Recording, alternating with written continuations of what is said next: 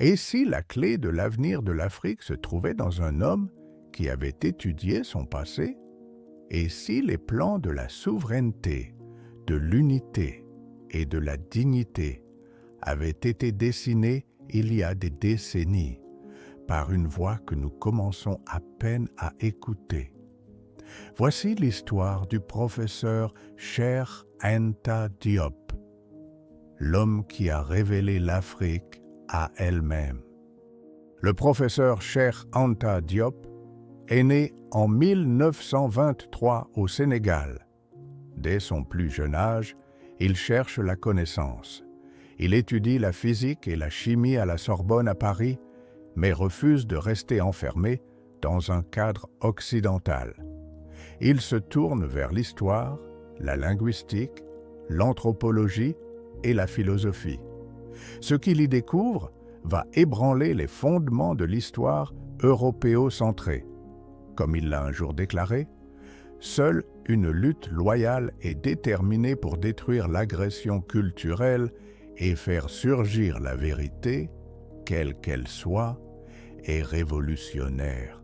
Pendant des siècles, on a dit aux Africains qu'ils n'avaient pas d'histoire, que la civilisation avait commencé ailleurs, que les pyramides, les hiéroglyphes, les bibliothèques du Nil ne pouvaient pas être africains.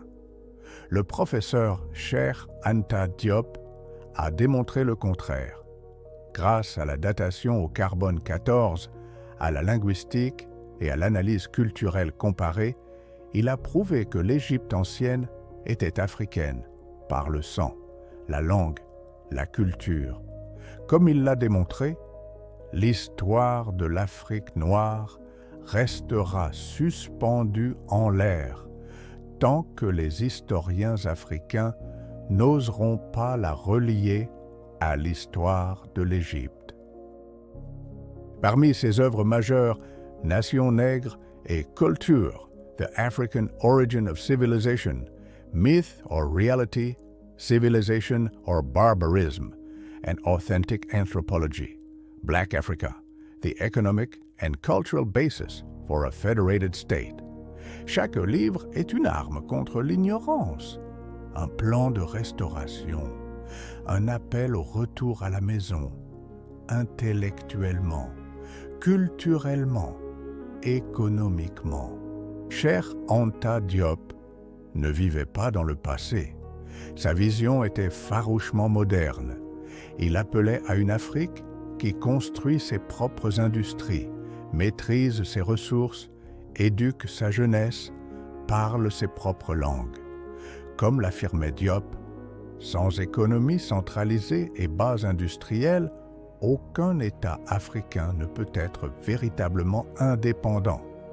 Sur les divisions fabriquées de l'identité africaine, il nous rappelait: la notion de tribu en Afrique n'existe pas. C'est une invention des ethnographes coloniaux pour diviser et affaiblir nos sociétés.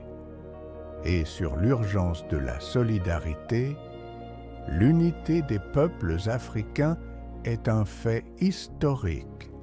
C'est la condition de notre survie. Le professeur Cheikh Anta Diop est plus pertinent aujourd'hui que jamais, car l'Afrique reste hantée par les mêmes fantômes: tribalisme, pauvreté, dépendance économique, absence d'infrastructures, perte de mémoire. Mais son œuvre nous montre que nous pouvons les combattre par le savoir, l'unité et le courage. Comme il nous l'a rappelé avec lucidité, la domination culturelle précède toujours la domination économique et politique.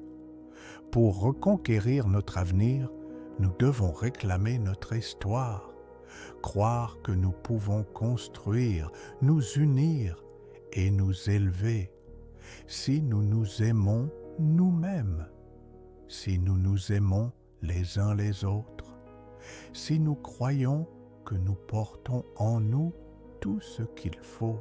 Le professeur Cheikh Anta Diop n'a pas seulement récupéré le passé, il a rallumé l'avenir. L'Afrique ne manque pas de potentiel. Elle manque de mémoire. Elle manque d'unité. Elle manque cruellement d'industrialisation, d'infrastructures, d'hôpitaux, d'écoles, de centres de recherche. Mais Diop nous a transmis quelque chose de plus profond, les outils pour nous souvenir et la vision pour reconstruire, enracinés dans la vérité, élevés par la puissance. Voici le baobab intérieur.